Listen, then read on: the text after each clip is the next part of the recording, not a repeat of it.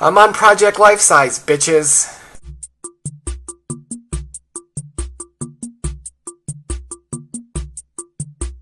For those of you here to see Jessie, I'm sorry. She's had these crazy medical issues come up out of nowhere and asked me to fill in for her last minute.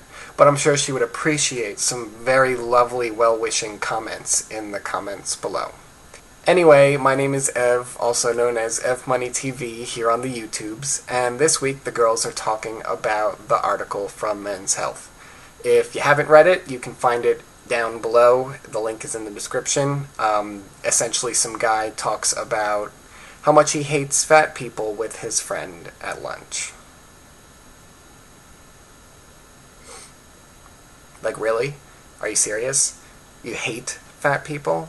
Okay, so at the end, he admits that he doesn't actually hate fat people, but I really don't quite believe him. I think he hates fatness in general, as well as the people who are vocal about accepting fat and fatness and being fat, which really bothers me. I mean, it's really a matter of perspective. It comes down to a belief that there is a right and a wrong way that we should be living our lives, kind of like what I deal with being gay and somebody telling me that there's a right way and a wrong way to love someone. And I don't know, it just doesn't sit well with me. I know I shouldn't be surprised. It's Men's Health. It's a very arrogant magazine. It touts this lifestyle that it feels you should be living, similar to what Cosmo does for women, and there will always be douchebag writers who write shit like this.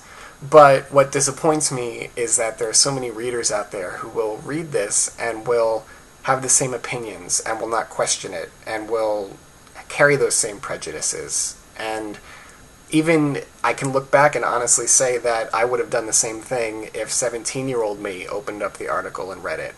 And it's sad. Like, I've always had overweight friends. My best friend growing up in elementary school was the biggest kid in class. But even then, nobody has really sat down and tried to talk with me and get me to see what they're going through. I've heard the usual complaints or, the usual struggles, but never quite the, can you start seeing things from the way I'm looking at it? And that's what's missing.